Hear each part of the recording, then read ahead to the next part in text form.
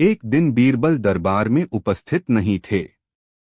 ऐसे में बीरबल से जलने वाले सभी सभासद बीरबल के खिलाफ अकबर के कान भर रहे थे। अक्सर ऐसा ही होता था, जब भी बीरबल दरबार में उपस्थित नहीं होते थे तभी दरबारियों को मौका मिल जाता था। आज भी ऐसा ही मौका था। बादशाह के साले मुल्ला दो प्याजा की शह पाए कुछ सभासदों ने कहा, जहांपना, आप वास्तव में बीरबल को आवश्यकता से अधिक मान देते हैं। हम लोगों से ज्यादा उन्हें चाहते हैं। आपने उन्हें बहुत सिर चढ़ा रखा है, जबकि जो काम वे करते हैं वह हम भी कर सकते हैं, मगर आप हमें मौका ही नहीं देते। बादशाह को बीरबल की बुराई अच्छी नहीं लगती थी।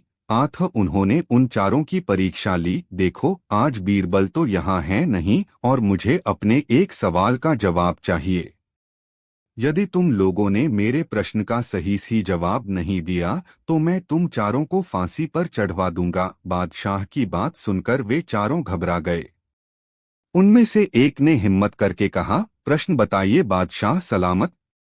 संसार में सबसे बड़ी चीज क्या है? और अच्छी तरह सोच समझकर जवाब देना, वरना मैं कह चुका हूं कि तुम लोगों को फांसी पर चढ़वा दिया जाएगा। बादशाह अकबर ने कहा, अटपटे जवाब हरगिज नहीं चलेंगे। जवाब एक हो और बिल्कुल सही हो। बादशाह सलामत, हमें कुछ दिनों की मोहलत दी जाए, उन्होंने सलाह करके कहा। ठीक है, तुम लोगों को 1 सप्ताह का समय देता हूं, बादशाह ने कहा। चारों दरबारी चले गए और दरबार से बाहर आकर सोचने लगे कि सबसे बड़ी चीज क्या हो सकती है। एक दरबारी बोला, मेरी राय में तो अल्लाह से बड़ा कोई नहीं। अल्लाह कोई चीज नहीं है। कोई दूसरा उत्तर सोचो, दूसरा बोला। सबसे बड़ी चीज है भूख, जो आदमी से कुछ भी करवा देती है। तीसरे ने कहा, नहीं नहीं, भूख भी बर्दाश्त की जा सकती है। फिर क्या है सबसे बड़ी चीज? 6 दिन बीत गए लेकिन उन्हें कोई उत्तर नहीं सूझा। हार कर वे चारों बीरबल के पास पहुंचे और उसे पूरी घटना कह सुनाई, साथ ही हाथ जोड़कर विनती की कि प्रश्न का उत्तर बता दें। बीरबल ने मुस्कुराकर कहा, मैं तुम्हारे प्रश्न का उत्तर दूंगा, लेकिन मेरी एक शर्त है। हमें आपकी 1000 शर्तें मंजूर हैं। चारों ने एक स्वर में कहा, बस आप हमें इस प्रश्न का उत्तर बताकर हमारी जान बख्शी करवाएं। बताइए, आपकी क्या शर्त है? तुम में से 2 अपने कंधों पर मेरी चारपाई रखकर दरबार तक ले चलोगे। एक मेरा हुक्का पकड़ेगा, एक मेरे जूते लेकर चलेगा। बीरबल ने अपनी शर्त बताते हुए कहा। यह सुनते ही वे चारों सन्नाटे में आ गए। उन्हें लगा मानो बीरबल ने उनके गाल पर कसकर तमाचा मार दिया हो, मगर वे कुछ बोले नहीं। अगर मौत का खौफ न होता तो वे बीरबल को मुंहतोड़ जवाब देते, मगर इस समय मजबूर थे। तुरंत राजी हो गए। 2 ने अपने कंधों पर बीरबल की चारपाई उठाई, तीसरे ने उनका हुक्का और चौथा जूते लेकर चल दिया। रास्ते में लोग आश्चर्य से उन्हें देख रहे थे। दरबार में बादशाह ने भी यह मंजर देखा और वह मौजूद दरबारियों ने भी। कोई कुछ न समझ सका। तभी बीरबल बोले, महाराज, दुनिया में सबसे बड़ी चीज है गरज। अपनी गरज से ये पालकी यहाँ तक उठाकर लाए हैं। बादशाह मुस्कुराकर रह गए। वे चारों सिर झुकाकर एक ओर खड़े हो गए। मुगल वंश के बादशाह और नसीरुद्दीन हुमायूं के बेटे जलाल उद्दीन मोहम्मद अकबर और उनके कहे जाने वाले नवरत्न में से एक रत्न बीरबल के किस्से काफी मशहूर हैं। बादशाह अकबर कई बार परेशानियों में फंसने पर या किसी गंभीर मुद्दे पर अपने सलाहकार मंत्री बीरबल की सहायता अवश्य लेते थे। बीरबल ने सन 1528 से सन 1583 तक बादशाह अकबर के दरबार में एक विदूषक एवं सलाहकार बनकर सेवाएं दी थी। बीरबल स्वभाव से बुद्धिशाली और किसी भी समस्या का समाधान ढूंढने में निपुण थे। अकबर और बीरबल के अनगिनत किस्सों में से चुनिंदा किस्से वार्ता स्वरूप दर्शाए हैं। जिसमें बीरबल के बुद्धिचातुर्य का वर्णन है। राजा को नीचा दिखाने के लिए फारस के राजा ने मोम से बना शेर का एक पुतला बनवाया था और उसे पिंजरे में बंद करके दूत के हाथों अकबर को भिजवाया और उन्हें चुनौती दी कि इस शेर को पिंजरा खोले बिना बाहर निकाल कर दिखाएं। बीरबल की अनुपस्थिति के कारण अकबर सोच पड़ गए कि अब इस समस्या को कैसे सुलझाया जाए। अकबर ने सोचा कि अगर दी हुई चुनौती पार नहीं की गई तो जग हसाई होगी। इतने में ही परम चतुर ज्ञान गुणवान बीरबल आ गए और उन्होंने मामला हाथ में ले लिया। बीरबल ने एक गरम सरिया मंगवाया और पिंजरे में कैद मोम के शेर को पिंजरे में ही पिघला डाला। देखते देखते मोम पिघलकर बाहर निकल गया।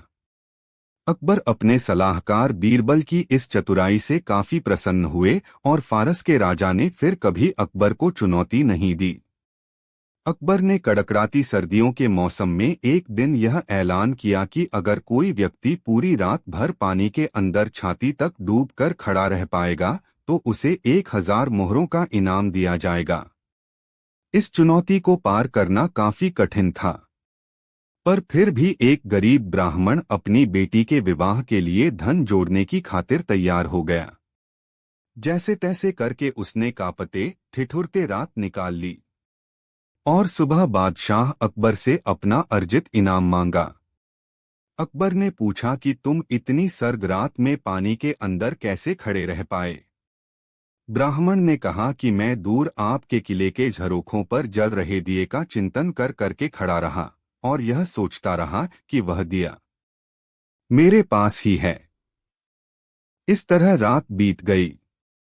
अकबर ने यह सुनकर तुरंत इनाम देने से माना कर दिया और यह तर्क दिया कि उसी दिए की गर्मी से तुम पानी में रात भर खड़े रह सके, इसलिए तुम इनाम के हकदार नहीं। ब्राह्मण रोता हुआ उदास होकर चला गया। बीरबल जानता था कि ब्राह्मण के साथ यह अन्याय हुआ है। उसने ब्राह्मण का हक दिलवाने का निश्चय कर लिया। अगले दिन अकबर और बीरबल वन में शिकार खेलने चले गए। दोपहर में बीरबल ने तिपाई लगाई और आग जलाकर खिचड़ी पकाने लगा। अकबर सामने बैठे थे। बीरबल ने जानबूझकर खिचड़ी का पात्र आग से काफी ऊंचा लटकाया। अकबर देखकर बोल पड़े कि अरे मूर्ख, इतनी ऊपर बंधी हांडी को तपन कैसे मिलेगी? हांडी को नीचे बांध वरना खिचड़ी नहीं पकेगी। बीरबल ने कहा पकेगी, पकेगी, खिचड़ी पकेगी, आप धैर्य रखें। इस तरह दोपहर से शाम हो गई और अकबर लाल पीले हो गए और गुस्से में बोले। तब बीरबल ने कहा कि अगर इतनी सी दूरी से अग्नि खिचड़ी नहीं पका सकती तो उस ब्राह्मण को आपके किले के झरोखे पर जल रहे दिए से ऊर्जा कैसे प्राप्त हुई होगी? यह सुनकर अकबर फौरन अपनी गलती समझ जाते हैं और अगले दिन ही गरीब ब्राह्मण को बुलाकर उसे 1000 मोहरे दे देते हैं और भरे दरबार में गलती बताने के बीरबल के इस तरीके की प्रशंसा करते हैं। अकबर बादशाह दरबार लगाकर बैठे थे। तभी राघव और केशव नाम के 2 व्यक्ति अपने घर के पास स्थित आम के पेड़ का मामला लेकर आए। दोनों व्यक्तियों का कहना था कि वे ही आम के पेड़ के असल मालिक हैं और दूसरा व्यक्ति झूठ बोल रहा है। चूंकि आम का पेड़ फलों से लदा होता है, इसलिए दोनों में से कोई उस पर से अपना दावा नहीं हटाना चाहता। मामले की सच्चाई जानने के लिए अकबर राघव और केशव के आसपास रहने वाले लोगों के बयान सुनते हैं, पर कोई फायदा नहीं हो पाता है। सभी लोग कहते हैं कि दोनों ही पेड़ को पानी देते थे और दोनों ही पेड़ के आसपास कई बार देखे जाते थे। पेड़ की निगरानी करने वाले चौकीदार के बयान से भी साफ नहीं हुआ कि पेड़ का असली मालिक राघव है कि केशव है, क्योंकि राघव और केशव दोनों ही पेड़ की रखवाली करने के लिए चौकीदार को पैसे देते थे। अंत में अकबर थक हार कर अपने चतुर सलाहकार मंत्री बीरबल की सहायता लेते हैं। बीरबल तुरंत ही मामले की जड़ पकड़ लेते हैं, पर उन्हें सबूत के साथ मामला साबित करना होता है कि कौन सा पक्ष सही है और कौन सा झूठा। इसलिए वह एक नाटक रचते हैं। बीरबल आम के पेड़ की चौकीदारी करने वाले चौकीदार को एक रात अपने पास रोक लेते हैं। उसके बाद बीरबल उसी रात को अपने दो भरोसेमंद व्यक्तियों को अलग अलग राघव और केशव के घर झूठे समाचार के साथ भेज देते हैं और समाचार देने के बाद छुपकर घर में होने वाली बातचीत सुनने का निर्देश देते हैं। केशव के घर पहुंचा व्यक्ति बताता है कि आम के पेड़ के पास कुछ अज्ञात व्यक्ति पके हुए आम चुराने की फिराक में हैं। आप जाकर देख लीजिए। यह खबर देते वक्त केशव घर पर नहीं होता है, पर केशव के घर आते ही उसकी पत्नी यह खबर केशव को सुनाती है। केशव बोलता है, हाँ हाँ, सुन लिया, अब खाना लगा। वैसे भी बादशाह के दरबार में अभी फैसला होना बाकी है। पता नहीं हमें मिलेगा कि नहीं। और खाली पेट चोरों से लड़ने की ताकत कहाँ से आएगी। वैसे भी चोरों के पास तो आजकल हथियार भी होते हैं। आदेश अनुसार झूठा समाचार पहुंचाने वाला व्यक्ति केशव की यह बात सुनकर बीरबल को बता देता है। राघव के घर पहुंचा व्यक्ति बताता है, आपके आम के पेड़ के पास कुछ अज्ञात व्यक्ति पके हुए आम चुराने की फिराक में हैं। आप जाकर देख लीजिएगा। यह खबर देते वक्त राघव भी अपने घर पर नहीं होता है, पर राघव के घर आते ही उसकी पत्नी यह खबर राघव को सुनाती है। राघव आव देखता है न ताव फौरन लाठी उठता है और पेड़ की ओर भागता है। उसकी पत्नी आवाज लगाती है, अरे खाना तो खा लो फिर जाना। राघव जवाब देता है कि खाना भागा नहीं जाएगा, पर हमारे आम के पेड़ से आम चोरी हो गए तो वह वापस नहीं आएंगे। इतना बोलकर राघव दौड़ता हुआ पेड़ के पास चला जाता है। आदेश अनुसार झूठा समाचार पहुंचाने वाला व्यक्ति बीरबल को सारी बात बता देते हैं। दूसरे दिन अकबर के दरबार में राघव और केशव को बुलाया जाता है और बीरबल रात को किए हुए परीक्षण का वृतांत बादशाह अकबर को सुना देते हैं, जिसमें भेजे गए दोनों व्यक्ति गवाही देते हैं। अकबर राघव को आम के पेड़ का मालिक घोषित करते हैं और केशव को पेड़ पर झूठा दावा करने के लिए कड़ा दंड देते हैं तथा मामले को बुद्धिपूर्वक चतुराई से सुलझाने के लिए बीरबल की प्रशंसा करते हैं। सच ही तो है, जो व्यक्ति परिश्रम करके अपनी किसी वस्तु या संपत्ति का जतन करता है, उसे उसकी परवाह अधिक होती ठगी करने वाले व्यक्ति को अंत में दंडित होना पड़ता है। इसलिए कभी किसी को धोखा ना दें। बच्चों को कहानियां सुनना बहुत पसंद होता है, खासकर वो कहानियां जो मजेदार होती हैं और कुछ सीख देती हैं। हम में से ज्यादातर लोग राजा अकबर और उनके खास नवरत्न बीरबल की कई प्रसिद्ध कहानियों को सुनकर बड़े हुए हैं, जो अपनी बुद्धिमत्ता, चतुराई और हाजिर जवाबी के लिए जाने जाते हैं। उनकी कहानियां न केवल सुनने में मजेदार है, बल्कि हमें उनसे शिक्षा भी मिलती है। यदि आप अपने बच्चे को खेल में कहानी के माध्यम से उन्हें अच्छी बातें और अच्छे संस्कारों को सिखाना चाहती हैं, तो आप उन्हें अकबर बीरबल की कुछ कहानियां सुना सकती हैं। बच्चों को कहानियां सुनना बहुत पसंद होता है, खासकर वो कहानियां जो मजेदार होती हैं और कुछ सीख देती हैं। हम में से ज्यादातर लोग राजा अकबर और उनके खास नवरत्न बीरबल की कई प्रसिद्ध कहानियों को सुनकर बड़े हुए हैं, जो अपनी बुद्धिमत्ता, चतुराई और हाजिर जवाबी के लिए जाने जाते हैं। उनकी कहानियां न केवल सुनने में मजेदार है, बल्कि हमें उनसे शिक्षा भी मिलती है। यदि आप अपने बच्चे को खेल में कहानी के माध्यम से उन्हें अच्छी बातें और अच्छे संस्कारों को सिखाना चाहती हैं, तो आप उन्हें अकबर बीरबल की कुछ कहानियां सुना सकती हैं। अकबर बीरबल की सबसे मजेदार कहानियां। यहाँ अकबर और बीरबल की कुछ फेमस और मजेदार कहानियां दी गई हैं, जिसे बच्चों को सुनकर बहुत मजा आए। कौवों की गिनती। एक दिन अच्छी धूप में अकबर और बीरबल महल के बगीचे में आराम से टहल रहे थे। बीरबल की बुद्धिमानी का परीक्षा लेने के लिए अकबर ने सोचा क्यों न बीरबल से कोई मुश्किल सवाल पूछा जाए। बादशाह ने बीरबल से पूछा, हमारे राज्य में कुल कितने कौवे हैं? बीरबल राजा के सवाल के पीछे छिपे मजाक को समझ चुके थे और कुछ ही मिनटों में बीरबल ने जवाब देते हुए कहा, महाराज, हमारे यहाँ 80,971 कौवे हैं। जवाब सुनकर राजा अकबर हैरान और आश्चर्यचकित रह गए और फिर उन्होंने पूछा, अगर इससे ज्यादा हुए तो? बीरबल ने जवाब दिया, तब हो सकता है वे दूसरे राज्यों से आए होंगे। राजा अकबर ने पूछा, अगर कम हुए तो? बीरबल ने मुस्कुराकर जवाब दिया, वे दूसरे राज्यों में चले गए होंगे। यह सुनकर अकबर बीरबल की मजाकियापन, चतुराई और वाक्पटुता पर खकी खिचड़ी। एक बार सर्दी के दिनों में अकबर और बीरबल एक तालाब के किनारे टहल रहे थे।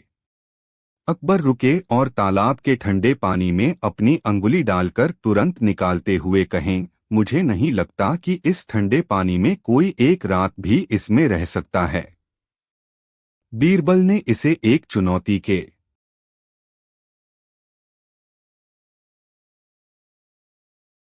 जाएंगे, सबके मरने के बाद आप मरेंगे। यह सुनकर राजा अकबर को बहुत ज्यादा गुस्सा आ गया। राजा ने उस ज्योतिष को जाने से मारने का आदेश दे दिया। यह आदेश सुनकर बीरबल खड़े हुए और बोले, बादशाह, मैं आपके सपने का मतलब बताना चाहता हूँ। राजा अकबर ने कहा, इज्जत है। बीरबल ने कहा, आपके सपने का मतलब है कि आपकी उम्र दूसरे से सबसे ज्यादा है।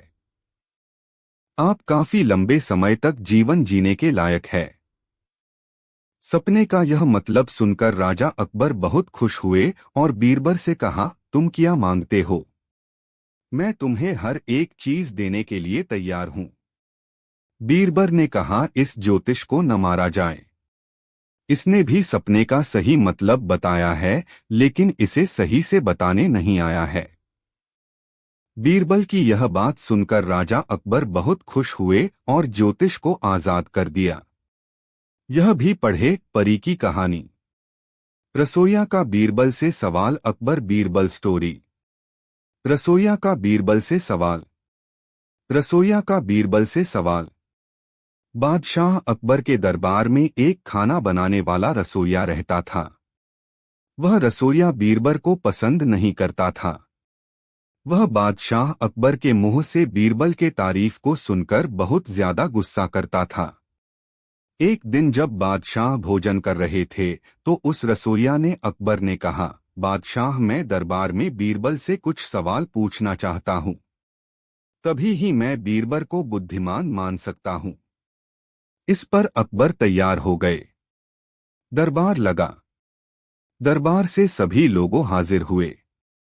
दरबार में रसोइया भी आया और बोला, मैं बीरबल को बुद्धिमान तब ही मानूंगा जब बीरबल मेरे 2 सवाल का जवाब सही दे पाएंगे। अकबर ने कहा, अपने सवाल बीरबल से पूछो।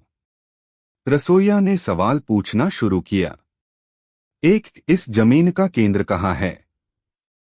2 आकाश में कितने तारे मौजूद हैं? यह प्रश्न को सुनकर बीरबल मन ही मन हंस दिए। फिर बीरबल ने सवालों का जवाब देना शुरू किया। इस जमीन का केंद्र मेरे पैर के पास है। अगर तुम्हें यकीन न हो तो इस धरती को नाप कर देख लो। अगर यह केंद्र न हुआ तो फिर तुम मुझसे बात करना। तुम्हारे दूसरे सवाल का जवाब है कि जितना तुम्हारे सर में बाल है उतना ही आकाश में तारे हैं। फिर भी तुम्हें यकीन न हो तो पहले अपने सर के बाल को गिन लो, फिर आकाश में मौजूद तारे को गिन लो। एक भी कम ज्यादा नहीं हो सकता है। अपने सवालों का इस प्रकार ने जवाब सुनकर रसोइया कुछ न बोल सका। रसोइया ने अपनी गलती को मान लिया और फिर कभी बीरबल के सामने कोई सवाल करने के बारे में नहीं सोचा। यह भी पढ़े भूत प्रेत और आत्मा की कहानी। जनता के खुशी का कारण। जनता के खुशी का कारण। जनता के खुशी का कारण। एक दिन बादशाह अकबर अपने दरबार में बैठे हुए थे। बादशाह अकबर ने बीरबल ने कहा, हमारे राज्य की जनता कितनी खुश है। जनता की खुशी का कारण सबसे ज्यादा हमारे राज्य के ईमानदार व्यक्ति हैं। अगर राज्य में ईमानदार व्यक्ति न होते हैं, हर एक स्थान पर इतनी खुशी न होती है। इस पर बीरबल ने जवाब दिया, बादशाह, जनता की खुशी का कारण ईमानदार व्यक्ति नहीं है, बल्कि दंड मुख्य कारण है।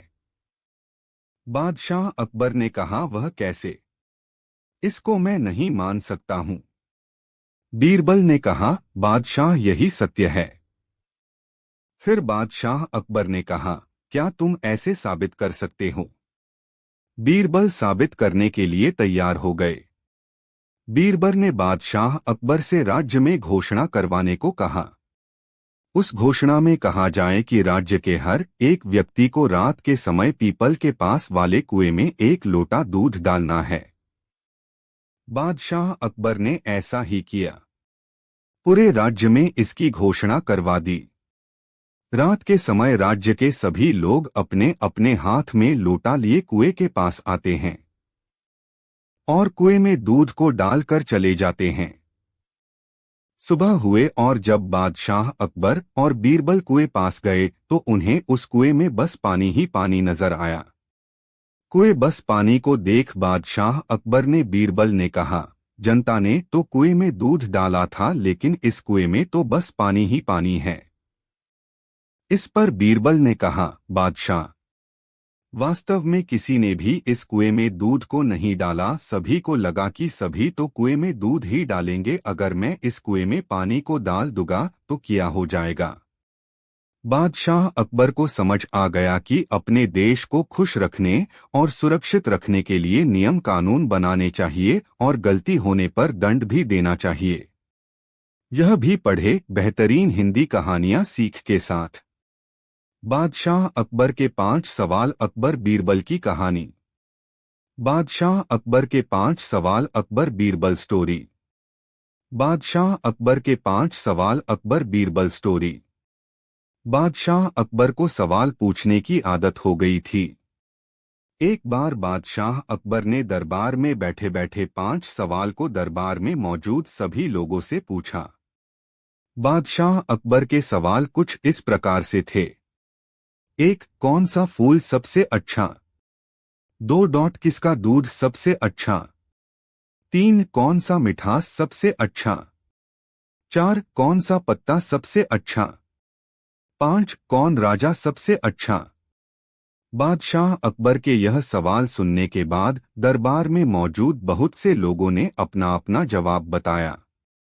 कोई किसी फूल को अच्छा बताता तो कोई किसी जानवर का दूध सबसे अच्छा बताता तो वही कोई सबसे अच्छा पत्ता आम के तो नीम के पत्ते को सही बता। जब इतने से काम नहीं चला तो वह बादशाह अकबर को सबसे अच्छा राजा बताने लगे। लेकिन बादशाह अकबर किसी के जवाब से खुश न हो सके। फिर बादशाह अकबर ने बीरबल से जवाब देने को कहा। बीरबल ने राजा के 5 सवाल के ऐसे जवाब दिया। बीरबल ने कहा, बादशाह, आपके पहले सवाल का जवाब है कपास का फूल सबसे अच्छा होता है। इसका कारण है कि कपास के फूल से ही कपड़ा बनता है और उस कपड़े से हम अपने शरीर को ढक पाते हैं। दूसरे सवाल का जवाब है माँ का दूध। माँ का दूध ही बच्चे के शरीर के विकास में मदद करता है। आपके तीसरे सवाल का जवाब है वाणी। वाणी से मीठा कुछ भी नहीं हो सकता है। वाणी दुश्मन को दोस्त बना सकती है। चौथे सवाल का जवाब है पान का पत्ता। पान का पाता है जिसे इंसान अपने मुंह से चबाता है और पान इंसान के मुंह के शोभा को बढ़ा देता है। आपके आखिरी सवाल का जवाब है इंद्र सबसे अच्छे और श्रेष्ठ राजा है। इसका कारण है कि उनकी कृपा से ही वर्षा होती है।